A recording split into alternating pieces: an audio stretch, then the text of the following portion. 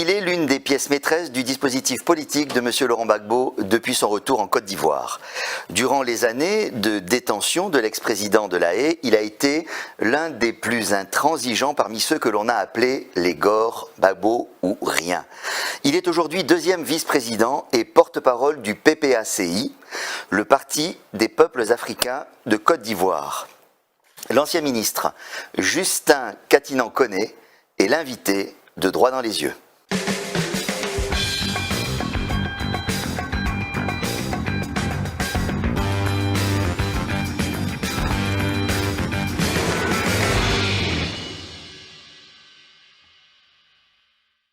Bonjour Monsieur Koné. Bonjour.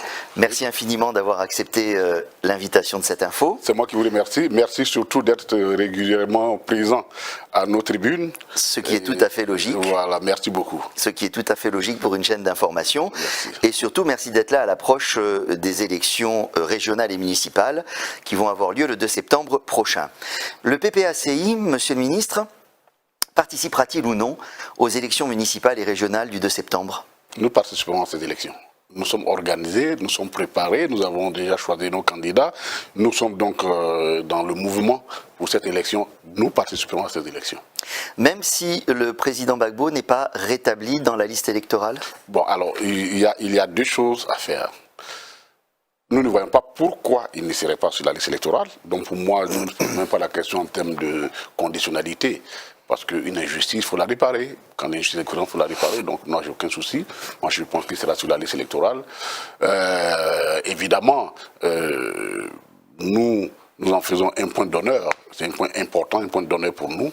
Mais pour le moment, en tout cas, en ce qui concerne notre parti, nous n'avons pas encore pris une autre décision en dehors de celle de participer aux élections. Mais s'il y a un changement, vous serez informés. Vous pourriez être amené à aviser au cas où les choses ne changent pas. Oui, il y a beaucoup d'éléments. N'oublions pas quand même que nous avons déposé, il y a le cas du président Laurent Gbagbo qui est un cas inacceptable, mais il y a aussi le fait que nous avons relevé des irrégularités énormes sur la liste électorale. Et évidemment, nous avons fait ces réclamations. Vous avez été tous témoins que nous avons à peu près 2 millions de personnes qui sont dans une situation où, qui n'ont pas de filiation. 2 millions de personnes qui n'ont pas de filiation. Vous imaginez bien sûr qu'une telle liste électorale... On va rentrer dans l'explication de la problématique telle que vous la comprenez et vous la posez. L'ancien président, donc M. Laurent Gbagbo, sous le coup d'une condamnation encore de 20 ans de prison en Côte d'Ivoire depuis 2018, et par conséquent déchu de ses droits civiques, ne figure pas sur la liste électorale qui a été publiée par la commission électorale indépendante. En l'occurrence, la CEI applique la loi. Quelqu'un qui est déchu de ses droits civiques ne peut pas voter. Alors vous dites c'est un scandale et une violation du code électoral. Est-ce que vous pouvez expliquer cela ? Alors premièrement, le président Laurent Gbagbo n'a pas été déchu de ses droits civiques. Puisque nous ne savons même pas quel est l'élément de droit qui fonde son exclusion. On dit qu'il a été condamné, c'est une rumeur pour nous. C'est une rumeur pour le président Laurent Gbagbo. Puisque au stade où je vous parle... Je ne comprends pas ce que vous dites. Parce que la condamnation, elle existe. Non, elle n'existe pas pour nous, puisque nous n'avons jamais reçu de notification de cette condamnation. Le président Laurent Gbagbo n'a jamais reçu une notification de cette condamnation. Donc on ne sait pas, pour nous, elle n'existe pas. Donc vous vivez ça comme une fiction. Pour nous, c'est une rumeur. Et donc, et justement, c'est comme c'est une rumeur. Pourtant, à la cour d'assises, je pense qu'ils ne la voient pas comme une rumeur. Ah oui, ça c'est le problème, puisque ce n'est pas eux qui ont jugé. Ils sont censés avoir jugé une personne. Donc cette personne-là, il y a des procédures pénales qui sont connues de tous. On ne peut pas juger quelqu'un sans l'avoir au moins informé. C'est la moindre des choses. Alors où est le scandale ? Sans l'avoir lui envoyé après la décision des choses. Où est le scandale et où est la violation de la loi ? La violation, elle est à 3 niveaux. Ouais. 3 niveaux. Alors, on va distinguer d'abord la question du procès et la question de son inscription sur la liste électorale. En ce qui concerne le procès, il y a 3 éléments fondamentaux qu'il faut relever. C'est un procès au pénal. Un procès au pénal, dans tous les pays du monde, sauf si on retourne dans l'Inquisition. Mais je suppose qu'en Côte d'Ivoire, on est encore dans un État moderne, je le suppose. Et donc, sur cette base-là, il y a des règles fondamentales. Je ne peux pas vous convoquer et aucun juge ne peut vous juger sans que vous ne soyez informé. Ça, c'est la première des choses. Donc, M. Gbagbo dit qu'il n'a pas reçu la notification. Il ne le dit même pas, c'est la réalité. Puisque, pour vous informer, voici ce que la loi dit de façon résumée, vous faites la citation à personne.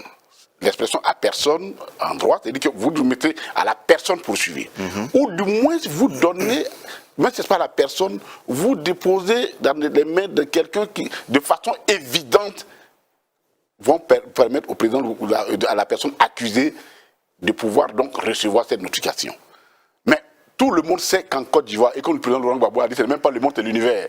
C'est-à-dire que les Martiens, les Jupitériens, tout le monde sait que le président Laurent Gbagbo n'était pas en Côte d'Ivoire. Seuls les juges qui l'ont pourtant envoyé là-bas, et le gouvernement qui l'a envoyé avec son avion ne sait pas où il se trouvait, ne savait pas où il se trouvait. Alors c'est à ce niveau-là que dans première violation, on ne peut pas juger quelqu'un sans qu'il ne soit, il n'ait été atteint. Deuxièmement, et ça, j'ai écouté un ministre, le porte-parole du gouvernement, qui a fait une sortie, je trouve, déplorable, excuse-moi l'expression. Il dit non, le président Laurent Gbagbo, tous ses avocats, il a même cité les noms, étaient présents. Mais ce n'est pas eux qu'on juge. En matière pénale, l'avocat... Un jugement par contumace, ça existe? Non. Ben oui. Oui, mais excuse-moi, j'arrive, avant qu'on va arriver à la contumace. On va arriver à la contumace. Vous me jugez, il faut au moins, en matière pénale, l'avocat ne me représente pas, il m'assiste. Ça suppose que je suis là. Pourquoi partons de contumace? Le président Laurent Gbagbo n'a pas été jugé par contumace. Il a été jugé par défaut. Parce que c'est deux notions différentes. Bon, on va peut-être pas rentrer dans la subtilité juridique. Mais en gros, deux notions différentes. Vous dites qu'il n'a pas reçu les notifications, donc pour vous, il n'y a pas de condamnation. Non, nous ne comptons pas de condamnation. Mais vous comprenez que pour l'État de Côte d'Ivoire, il y a une condamnation et que quand quelqu'un est condamné pour les chefs d'accusation pour lesquels il a été condamné, il y a une déchéance des droits civiques. Oui, non. Attends, non, c'est ce que je suis en train de dire justement. C'est ça où les gens font la confusion. Puisque nous ne savons pas sur quoi on est, quelle est la décision du juge. Parce qu'une déchéance des droits civiques, elle ne se présume pas. Le juge la prononce. Elle la prononce dans sa décision finale. Donc, on nous donne la décision et dedans, on verra si effectivement le juge a prononcé qu'il a été déchu de ses condamnations. Alors, on va aller regarder. Voilà. On va aller regarder. Voilà. Mais j'ai une question qui me venait en préparant cette émission. C'est pas maintenant que vous venez de découvrir le problème. C'est pas maintenant que vous savez quand même depuis un certain temps que M. Gbagbo ne figure pas sur la liste électorale. Pourquoi avoir attendu qu'elle soit publiée pour lancer cette protestation? Ah non, parce qu'il y a une procédure, il faut qu'on se rappelle. Le président Laurent Gbagbo a été radié de la liste électorale en août 2020. Ok. Sur cette base-là, il a saisi, voici la procédure. Quand la CEI sort votre procédure, vous êtes radié, vous saisissez le tribunal de première instance. Et le tribunal de première instance que nous avons saisi a confirmé la position du président de la CEI. Nous n'avons plus de recours. Et la loi dit qu'il n'y a plus de recours. Donc vous avez fait... Alors, vous avez nous saisi la Cour africaine des droits de l'homme. Et elle dit ceci de façon claire. Nous donnons injonction, nous ordonnons à l'État de Côte d'Ivoire de réinscrire le président Laurent Gbagbo sur la liste électorale. Ma question reste valable. Vous avez reçu cette notification ou cette décision de la Cour africaine des droits de l'homme il y a un certain temps, mais c'est maintenant que la polémique Non, justement, si vous me laissez aller jusqu'à la procédure, vous aurez compris. À partir de ce moment où nous l'avons eu, nous attendions tout simplement qu'on ouvre la révision de la liste électorale. À partir du moment qu'on a ouvert la liste électorale, le président Laurent Gbagbo, n'oubliez pas qu'il est arrivé ici, le 17 juin 2021. Donc, on n'avait pas encore de procédure d'ouverture de la liste électorale. La révision de la liste électorale a été ouverte. Donc, le président Laurent Gbagbo, fort de cette décision, est allé voir la Cour pour dire « je m'inscris ». Puisque je ne suis pas radié, j'ai été radié, donc je ne suis plus sur la liste, pour que j'y sois, il faut forcément que je me réinscrive. Ça me paraît relever de la bonne logique. Et c'est malheureusement là, à ce niveau, que la CEI, nous ne sommes pas d'accord. La CEI, c'est disant que non, vous ne pouvez pas venir vous réinscrire parce que dans la vous avez été radié. Mais si j'ai été radié, je n'y suis plus. Si je dois y être, qu'est-ce que je fais? Je m'inscris et c'est ce que le président Laurent Gbagbo a fait. Donc on n'a pas attendu. Donc il n'y a pas de tactique politique dans votre... Non, on attendait tout simplement l'opportunité d'ouverture pour faire le procès et puis nous sommes partis, enfin de la révision et le président Laurent Gbagbo est parti comme tout un citoyen. Et l'article 5 du code électoral est clair sur la question. L'inscription est de droit. Ça veut dire que quoi? Même si je suis un mineur, et je m'en vais m'inscrire. C'est au contentieux qu'on dira non, vous êtes mineur, lui il est mineur, et ainsi de suite. Alors justement, vous affirmez avoir relevé un certain nombre d'autres irrégularités sur la liste électorale, comme la présence d'enfants ou de personnes décédées, ou même de personnes ayant été déchues de leurs droits civiques. Vous placez ça tout de suite sous le sceau d'une volonté bizarre de la part de la CEI. L'erreur est possible, non? Non, ce n'est pas, nous ne visons pas la CEI, c'est pourquoi nous ne comprenons pas pourquoi le président de la CEI est si excité quand nous parlons de la question. Ce n'est pas lui que nous visons. Nous disons tous... Vous n'avez pas eu des mots très aimables, je vais y revenir tout à l'heure. Ah non, moi je l'ai dit, je lui ai dit, je vais revenir là-dessus, et je n'ai pas du tout, c'est lui qui s'est placé dans notre viseur. Nous avions un problème qui est simple. Vous nous donnez une liste électorale. Il y a des morts et des enfants. Il y a des morts, des gens. On vous le signifie. Nous prenons tout notre temps et nous avons créé au sein de notre parti une structure pour lutter contre ça. Elle fait son travail, cette structure. Elle va identifier les problèmes. On trouve 2 millions, plus de 2 millions de personnes qui n'ont ni de papa ni maman, qui n'ont pas de filiation. Mais ça, ce n'est pas un problème de Cubain. Je veux dire, mais c'est la CEI. Ça veut dire que la liste là, elle n'est pas fiable. Donc vous auriez fait la même recherche approfondie si M. Gbagbo n'avait pas été retiré de la liste électorale? Oui, mais ça, on a décidé parce que dans la réalité, qu'est-ce qui se passe dans nos pays? Ou bien c'est le fait qu'il y ait eu ce problème pour lui ça n'a rien qui vous a incité à chercher? Non, ça n'a rien à voir avec. Ça n'a rien à voir avec. Parce que quand on sort d'une crise comme celle qu'on a connue, on s'interroge sur beaucoup de choses. Et donc, parmi les solutions sur lesquelles nous nous interrogeons, il y a ces problèmes. Pourquoi il y a toujours ce scandale, cette présomption de fraude, ainsi de suite? Regardons la situation, et c'est là que nous avons regardé. Mais et nous ne sommes pas les seuls. Quand on vous écoute, vous et puis les personnes qui se sont exprimées au nom de votre parti, il y a cette présomption de fraude. Vous avez dit du président de la CEI, il veut justifier l'injustifiable. Oui. D'autres disent, le PPACI veut contester l'incontestable. Non, mais il veut justifier l'injustifiable, c'est quoi? Le président de la CEI dit ceci, de façon simple, que lui, c'est un magistrat quand même. Je suppose qu'il n'a pas oublié sa toge. Il peut avoir laissé la toge au palais, mais là où il est, il a quand même envoyé ce qui fait de lui le magistrat, c'est-à-dire l'étude de droit qu'il a faite. Quand on vous interroge et que vous dites sur une chaîne de télévision qu'il y a 2 cours, il y a 2 décisions, et vous ne savez pas laquelle vous devez appliquer, pour un magistrat, nous, ça nous pose un problème. C'est à ce niveau-là, nous disons qu'il joue en militant. Parce qu'un magistrat normal, qui sait ce qu'il fait, ne peut pas dire ce genre de propos assez dérangeants. Pourtant, à la CIE, le PPACI a un siège au sein de la commission permanente. Oui, mais ça veut rien dire. Non, mais ça veut rien dire. Ça veut juste dire que qu'est-ce qu'il fait votre gars là-bas? Bon, alors il y a 2 choses. Est-ce qu'il a protesté? Non, il y a 2 choses qu'il faut faire. D'abord, qu'ils ont attendu de faire la révision de la liste sans nous. Ils ont fait ça sans nous. Et nous avions. Vous voulez dire avant que vous n'arriviez? Absolument. Et ils ont. Alors, il faut comprendre. Notre arrivée à la CEI a été actée depuis le dialogue politique. Qui a été signé le 4 mars 2021. Et tout le monde savait qu'il y avait des élections en 2023. Et que pour les élections 2023, il y a tout un processus à observer. Et que dedans, il y a la révision. Mais nous ils n'ont admis, notre représentant, ils l'ont admis que tout dernièrement, après avoir fini de faire quasiment la révision de la liste électorale. Et nous avions dit en son temps que nous ne sommes pas du tout concernés par cette liste. Parce que nous n'avons aucun élément de contrôle, et donc là-dessus. Vous venez de parler du dialogue politique. Est-ce que vous avez l'impression que cette non-réintégration ou cette future réintégration du président Gbagbo dans la liste électorale peut être un signal pour vous, ou que ça porte un coup au dialogue politique malgré un certain nombre d'efforts qui ont été faits? Il y a eu les réunions qui ont abouti à ce dont vous venez de parler, une signature avec tous les partis de Côte d'Ivoire, mais il y a le fait que M. Gbagbo a pu rentrer dans de bonnes conditions dans son pays, qu'il a été réintégré, il a pu créer un parti politique, il peut parler quand il veut, il a rencontré le président de la République. Malgré tout, vous êtes en train de dire que peut-être ça peut... Rectifions les choses rapidement. Le président Laurent Gbagbo n'est pas venu facilement dans son pays. Nous sommes battus pour que le président Laurent Gbagbo vienne dans son pays. Non, mais il a été. Non, parce que je voudrais quand même que cette président soit connue. Il a été acquitté, mais les gens ne voulaient pas qu'il vienne. Ça aussi, parfois, les gens qui ne voulaient pas. De notre culture. Qui ne voulait pas. Ah oui, le gouvernement ne voulait pas. Ah, moi, je n'ai pas d'état d'âme sur la question. Le gouvernement ne voulait pas. Ah oui, il ne voulait pas. Sur quelle base vous pouvez dire ça? Puisque la personne, vous avez vu ce qui s'est passé le 17 juin. Vous étiez là, vous avez vu ce qui s'est passé le 17 juin. Mais c'est au forceps que nous sommes arrivés à ça. Ça aussi, il ne faut pas on pense que c'est un gentleman agreement, c'est quelqu'un. Non.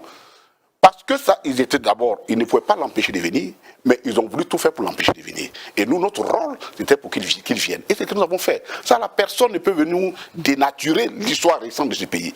Ça, ceci dit, nous allons aller. Quelqu'un qui. Je reviens, et bon, vous estimez qu'elle n'existe pas, mais dans un État, quelqu'un qui a une condamnation pénale sur sa tête et qui rentre de cette façon-là dans son pays, je ne pense pas que ça se passerait de la même manière pour tous les citoyens lambda. Hein. Oui, mais parce que dans la réalité, le gouvernement lui-même sait que cette condamnation est fausse, elle existe. Et donc, nous n'avons pas d'état d'âme. Et le président Laurent Gbagbo a été clair quand on l'a interviewé. Il dit, franchement, on ne peut pas me faire du chantage avec une condamnation pour moi qui n'existe pas. Donc ça, je parle là-dessus. Mais vous avez parlé de dialogue politique, il ne faut pas que nous passions là-dessus.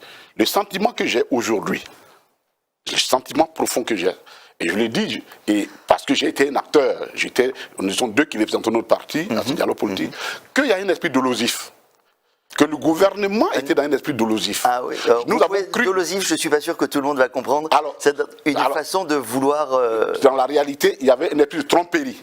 Voilà. Pourquoi? Oui, mais nous avons suffisamment aujourd'hui avec le recul, quand nous regardons un certain comportement, ce que j'ai dit, je vous ai dit... Tromperie sur quoi? Non, ce que je vous ai dit, je l'ai dit au Premier ministre quand il nous a reçus. Il y a de la tromperie dedans. Parce que entre ce qu'ils ont fait, ce qu'on s'est dit au dialogue politique, et ce qu'ils font, il y a un écart. Il y a un écart. Et nous l'avons relevé. Vous ne pouvez pas, par exemple, premièrement, vous ne pouvez pas être l'initiateur d'un dialogue politique en tant que Premier ministre, et quelques mois après, des gens vont empêcher le président Laurent Gbagbo, veulent empêcher le président Laurent Gbagbo d'aller dans ta région sous le prétexte qu'ils se battent pour toi et que tu ne les condamnes pas. Aucune condamnation. Vous faites le dialogue politique et des citoyens ne peuvent pas circuler dans leur pays.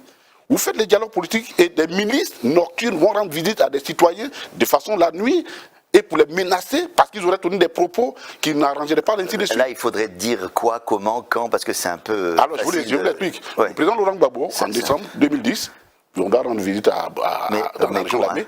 Rapidement. Des kidams se lèvent, prétendant se défendre le Premier ministre Patrick Hachi, qui est l'initiateur du dialogue politique, brûle ses affiches, déchire tout, dans des cocktails Molotov dans les cars, blesse des personnes, bouche cousue, il n'y a pas de poursuite. Tout dernièrement, nous allions, comme l'un des nôtres, Stéphane Kipré, pour dire son nom, d'aller faire une tournée au nord, on lui a interdit l'accès de certaines villes, bouche cousue. Nous sommes en Côte d'Ivoire. Dernier élément, c'est Odette Lorion, des personnes, sous le prétexte qu'elle aurait tenu des propos qui ne les arrangeraient pas, descendent des personnes, des civils, des armes, arrivent chez eux la nuit, tient son mari, son époux en laisse, en Côte d'Ivoire ici, l'oblige à lui trouver sa femme, qui heureusement n'était pas là, ils reviennent le lendemain, font, après leur forfait, se filment, ils ne sont pas arrêtés. Est-ce qu'elle a porté plainte? Oui, mais bien sûr. Et tous ces éléments avons porté plainte. D'accord. Monsieur Gbagbo a lancé une procédure contentieuse pour se faire rétablir dans la liste électorale, mais est-ce que ce n'est pas plutôt une solution politique qui fera sortir de cette situation? Qu'est-ce qu'elle pourrait être? Non. Nous avons un élément de droit en notre possession. OK? Je dirais même deux. Nous avons deux éléments de droit. Nous avons d'abord la Cour africaine des droits de l'homme. C'est une décision qui s'impose à l'État de Côte d'Ivoire. C'est comme si un juge condamne quelqu'un en Côte d'Ivoire ou donne des instructions et puis le gouvernement dit « moi je ne le fais pas ». Là, on n'est plus dans un état de droit. Donc, nous sommes aujourd'hui au stade des affaires, de l'aspect purement juridique. Sur l'aspect du droit, qu'au moins qu'on reconnaisse le droit du président Laurent Gbagbo. Maintenant, s'ils ne veulent pas le reconnaître, c'est à eux de trouver la formule pour gérer cette situation. Mais c'est eux qui refusent d'appliquer le droit. Donc, pour le moment, nous sommes au niveau de la phase juridique du problème. Et c'est à ce niveau que nous ne comprenons pas pourquoi, alors que La phase politique suivra éventuellement. Bon, voici, voilà. Est-ce que ce contentieux sur la liste électorale scelle votre alliance avec le PDCI qui s'est joint à la protestation? Ah oui, bien sûr, parce que il est évident que nous avons salué le PDCI pour sa décision de nous accompagner, de sa prise de position par rapport à cette situation. Parce que dans la réalité, pourquoi crisper la situation politique? Pourquoi rendre la situation politique au moment où elle semblait rouler sur de bonnes, se présenter sur de meilleurs auspices? Pourquoi avoir créé de façon artificielle cette crise-là? Évidemment, le PDCI, qui est un acteur majeur de la vie politique, aimerait bien pouvoir déployer son activité politique dans un cadre paisible. Et donc, tout ce qui est de nature à perturber ce cadre-là, c'est normal qu'il interpelle les personnes concernées. Vous allez vous présenter ou présenter des listes dans 22 régions sur 31, c'est bien ça? Oui. Pourquoi pas partout d'abord? Et puis, est-ce que ce seront des listes communes avec le PDCI? Alors, nous serons plutôt 23-24, parce qu'il y a quelques questions à ajouter. Mais justement, c'est le problème de la Côte d'Ivoire. C'est le gros problème que nous avons. Vous imaginez, et partout où ne sont pas passés, c'est quasiment dans le nord. Et pourquoi? Parce que tout simplement, quand vous imaginez qu'un cadre seulement veut faire un meeting dans un lieu on lui interdit, imaginez-vous celui qui s'écrira comme candidat. C'est pourquoi justement... Donc vous voulez dire que parce qu'on veut empêcher certains d'être candidats, ça n'a pas de sens. Oui, mais je vous l'ai dit, ça n'a pas de sens. Mais nous faisons la politique. Si je dois aller chez vous, ne serait que pour faire un meeting, vous me refusez. Vous pensez que même mes militants qui sont là auront le courage de se déclarer comme candidat? Non. Donc, si le minimum qui est le droit, qui est le plus simple, le droit de manifester, est refusé à des citoyens, c'est des signaux forts que nous donnons à la société, aux autres, et c'est cet esprit de violence qui entre griffes qui fait qu'effectivement, nous avons des militants, des camarades du Nord qui ont bien envie, mais qui craignent justement cet esprit de violence qui n'a jamais quitté encore le RHDP. Justement, vous-même, vous allez vous présenter à la mairie de Port-Bouët. Oui. Bon, vous êtes un homme du Nord, vous n'êtes pas du cru, on va dire, oui. Mais je crois que vous comptez sur votre personnalité. Vous avez dit, c'est moi seul qui peux régler les problèmes de Port-Bouët par mon charisme, ma personnalité, ma puissance pour convaincre le gouvernement. Alors, allons donc. Le journaliste, il a caricaturé. Ah bon? J'ai repris ceci, et je vais le reprendre de ce que j'ai dit. Nous avons observé que depuis un bon moment, et ça c'est un constat personnel, je crois que c'était une erreur, on a tendance à reléguer, penser que la responsabilité des maires, ce ne sont pas des responsabilités solides, ce ne sont pas des responsabilités, je dirais, de premier plan. Vous voulez dire qu'il faut c'est extrêmement important. Ouais. Moi, je vais à Port-Bouët, je me rends compte que à Port-Bouët, mais je suis là-bas il n'y a pas longtemps, c'est carrément, les gens vivent sous l'eau. Les gens sont inondés, ils vivent sous l'eau. Il faut quelqu'un assez capable d'interpeller le gouvernement sur cela. Quelqu'un qui n'a pas d'état d'âme sur la question. Donc, c'est ce que j'ai essayé d'interdire. Et je ne parle même pas de moi, je dis qu'il faut redonner à la mairie, aux conseils municipaux, aux leaders, des personnalités qui soient capables de traduire réellement les aspirations des peuples et d'interpeller et d'affronter le gouvernement quand il le faut.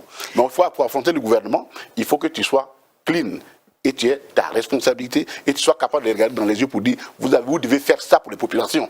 Dernière question sur les élections. Dans quel climat pensez-vous qu'elles vont se faire, ces élections? Nous aurons souhaité qu'elles se fassent de façon tranquille. Et nous aurons dit au sein de notre parti, les choses sont assez claires. Le président Laurent Gbagbo, depuis Bruxelles d'ailleurs, avait lancé l'idée des élections apaisées. Il avait confié cette mission-là à l'une de ses collaboratrices, Bamba Massané.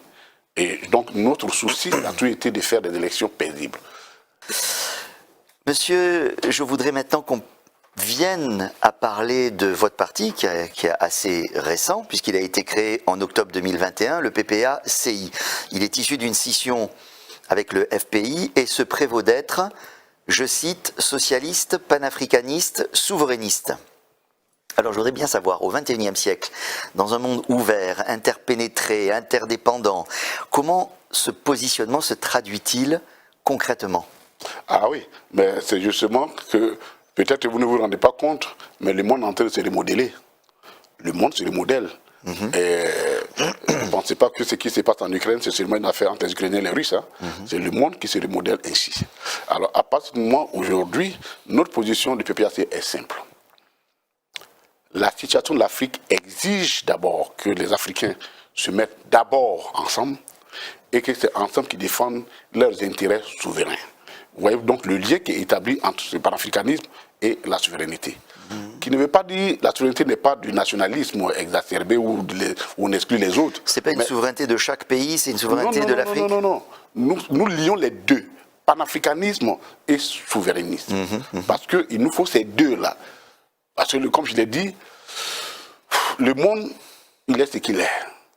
Mais le panafricanisme, c'est un peu une utopie qui date des années d'indépendance. Alors comment est-ce qu'il s'explique? Non mais c'en est une, parce que il n'a pas pris corps depuis. Donc c'est pas une utopie.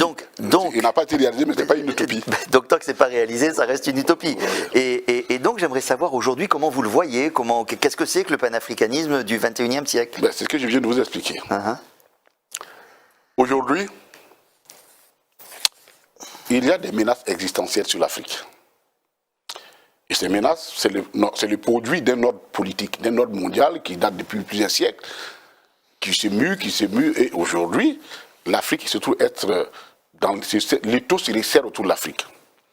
Entre les anciennes puissances coloniales qui ont leurs intérêts, entre les nouveaux partenaires qui veulent venir en Afrique, entre d'autres considérations qui ne sont même pas, et il faut avoir le courage de les dire. Et je pense que parfois, il y a des courages pour lesquels nous avons peur de dire aux gens, y compris une sorte de bataille, de positionnement politique, mais sous le couvert confessionnel. C'est toutes ces menaces-là, qui prennent l'Afrique en tenaille. Et pour régler ces problèmes-là, ce n'est pas le Mali seul, ce n'est pas les Burkina seuls. Quand ça a commencé, on a dit certaines affaires des Maliens entre eux. Mais malheureusement, aujourd'hui, nous avons sur nos sols plus de 20 000 réfugiés burkinabés qui sont venus. Et donc, c'est une menace, il y a des menaces existentielles.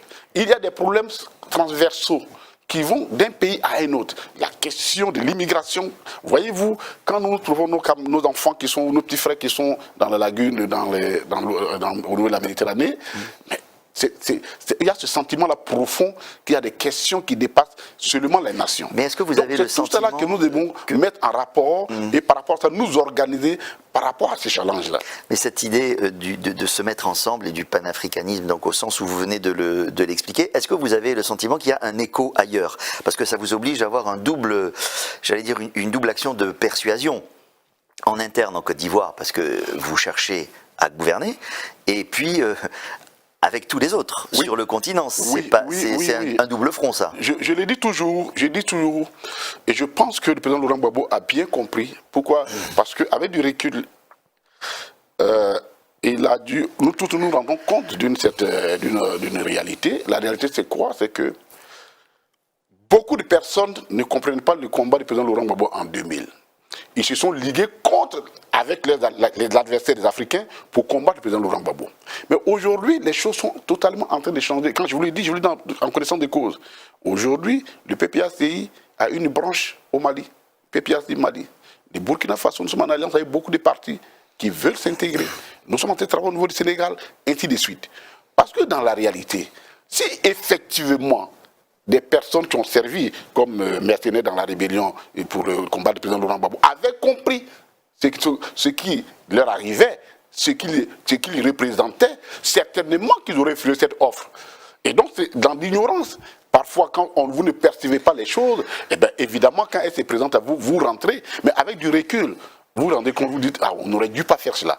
Donc, il y a forcément une éducation, d'abord en interne, pour comprendre l'interdépendance des pays africains par rapport au challenge qu'on vient de soulever, et avec les autres pays, pour leur dire, vous vous rendez compte, dans la réalité, ce qui est arrivé au président Laurent Gbagbo, ce qui arrive au Mali aujourd'hui, ce qui arrive au Burkina aujourd'hui, ce qui pourra arriver au Bénin demain, ce qui pourra arriver au Sénégal demain. Donc, attention, nous avons une obligation, nous avons des défis qui sont des défis transversaux, communs.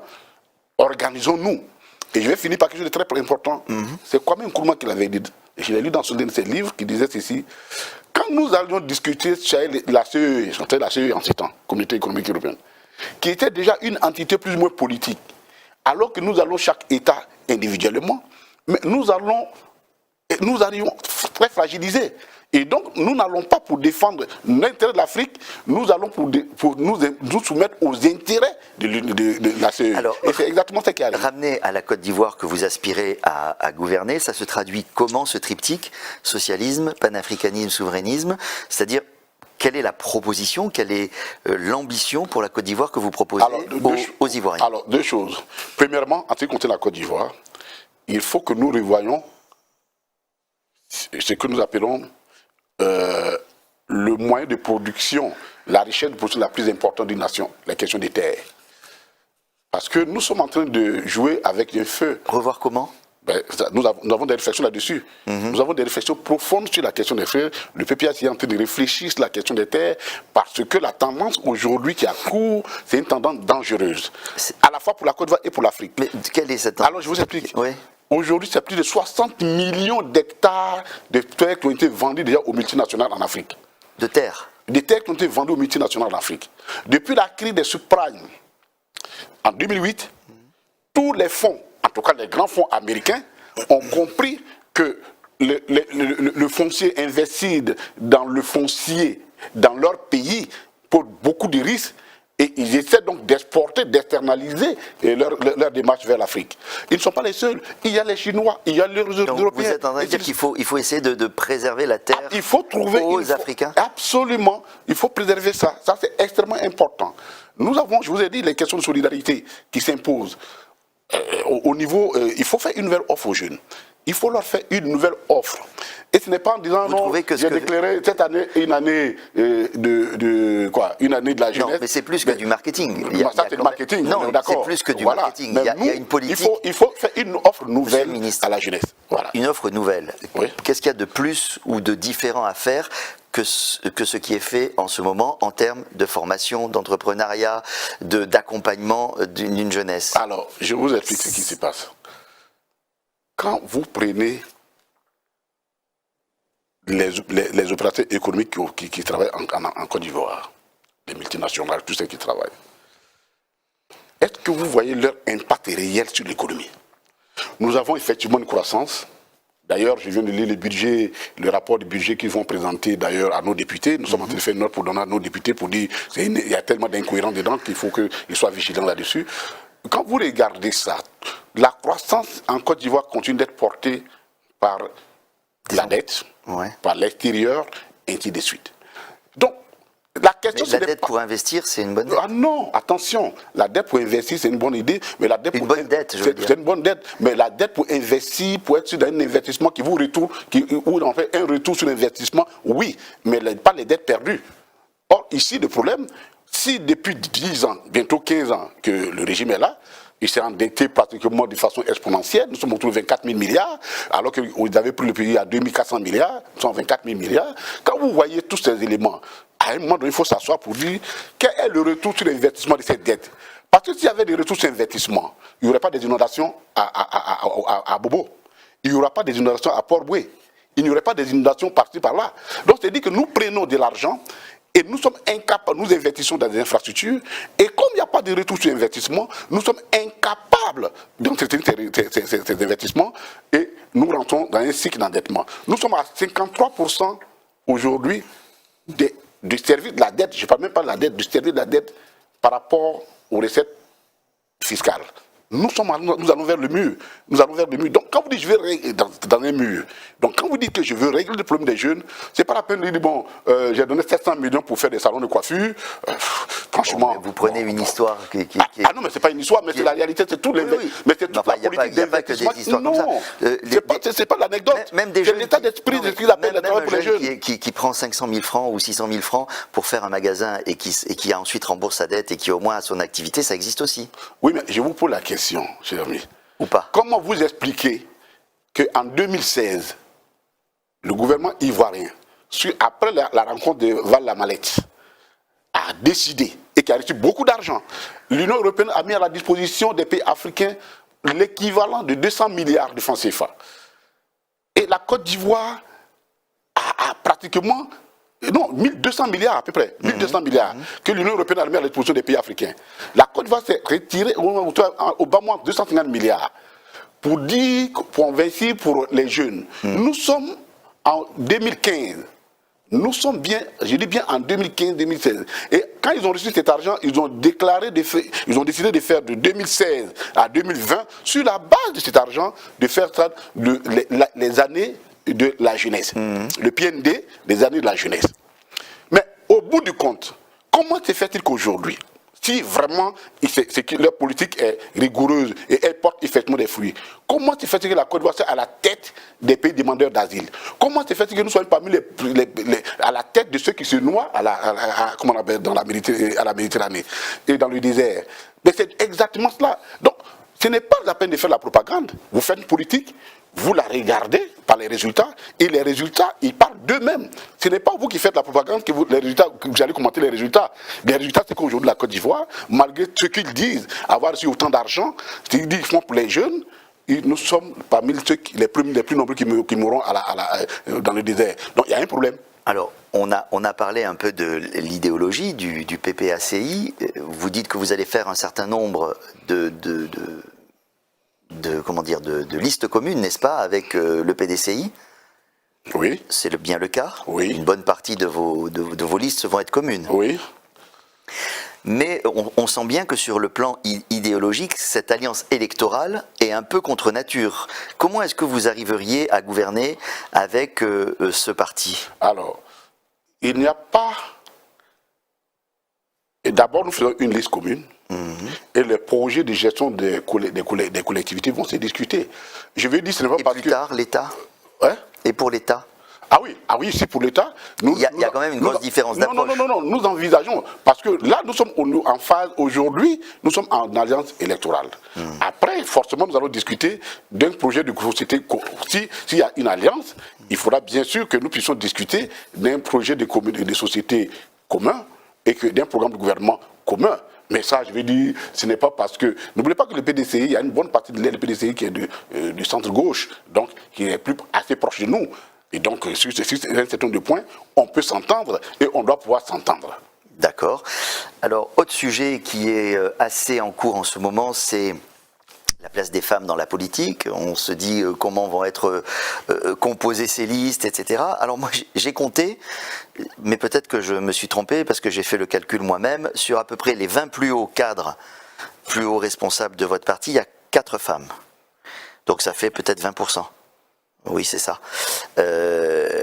C'est encore un peu peu. Pourtant, vous poussez cette logique-là. C'est un problème qui est fondamental.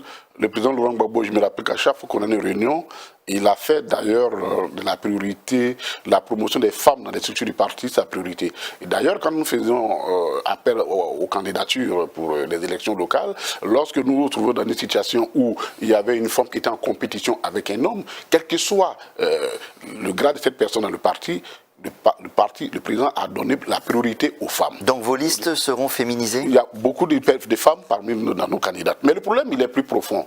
Je pense qu'il y a une réflexion qui doit être menée au niveau de la nation sur comment amener les femmes à s'inscrire et à accepter la vie politique.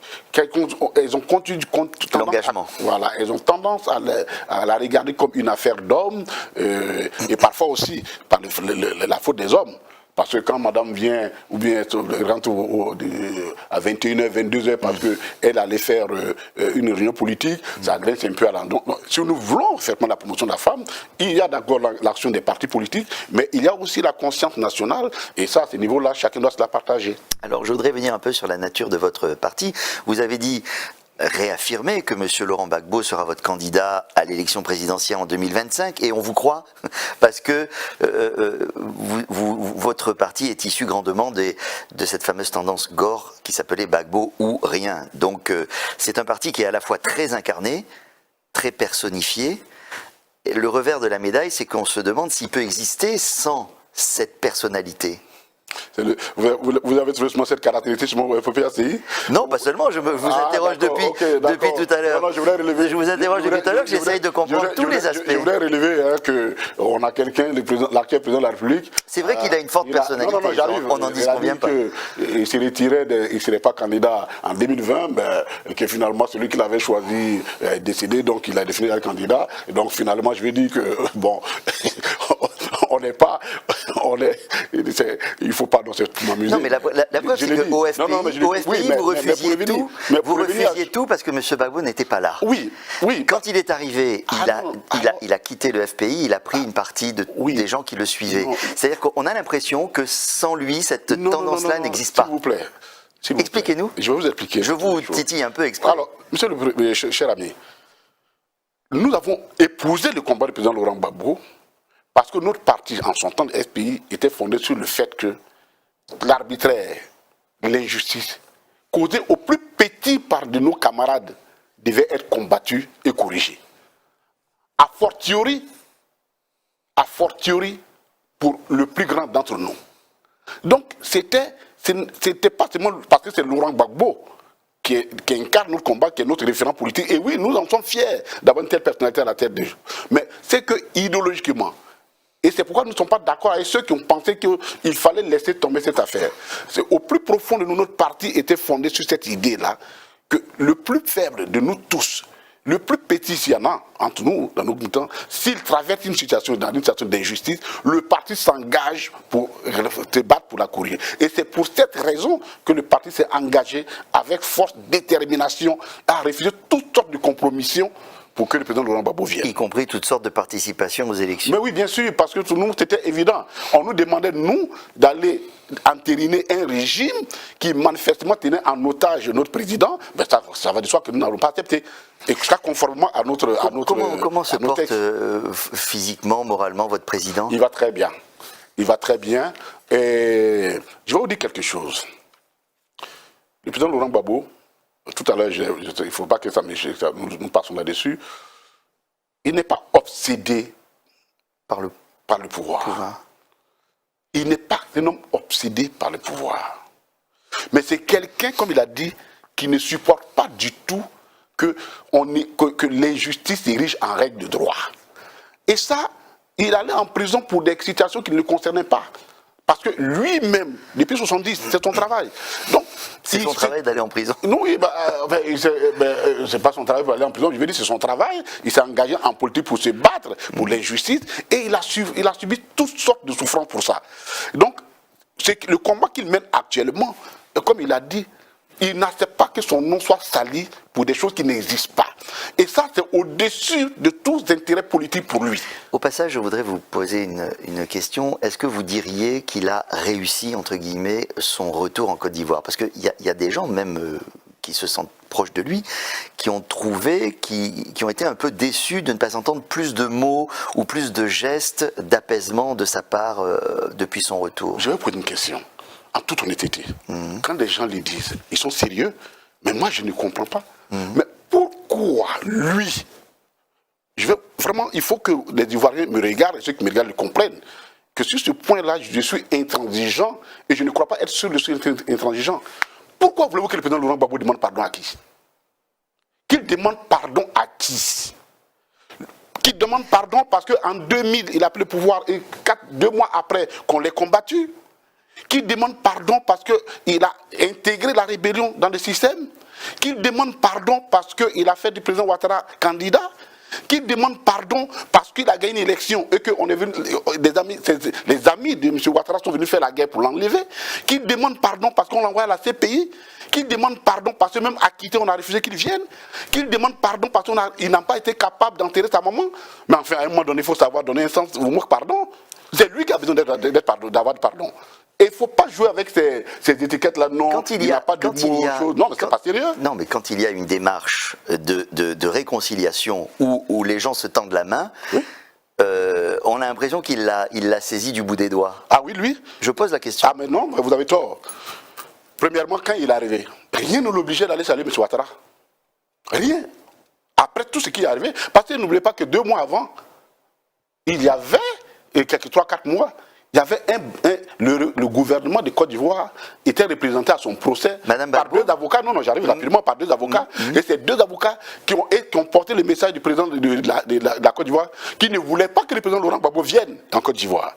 On oublie ça. Donc, il n'avait aucune obligation d'aller voir le président Laurent Gbagbo. Mais c'est l'idée qu'il a de la République. L'idée qui s'est faite de la République, l'idée qui s'est faite de la politique, qui lui permet d'aller au-delà de tout pour poser ces actes-là. Donc ce n'est pas lui qui tend la main, et ce n'est pas eux qui lui tendent la main, c'est lui qui leur tend la main. Et malheureusement, c'est eux qui attrapent sa main par les bouts de doigts. Madame Gbagbo a demandé pardon. Oui, mais Mme Gbagbo a demandé pardon, mais M. Gbagbo n'a pas besoin de pardon. Il dit qu'il ne va pas pouvoir demander pardon. Elle doit avoir ses raisons à elle. Elle doit avoir ses raisons à elle. Mais je ne vois pas du tout. Et puis un pardon, ça ne s'impose pas. Un pardon, c'est un problème de conscience. Pourquoi? Je viens de vous citer tous ces exemples-là. Au nom de quoi? Et il est là-bas. On le condamne ici à des prisons, on le radie de la liste électorale, on lui dit, il y a une duché qui lui dit, faites on ne va pas refaire parce qu'il nous reste très peu de temps.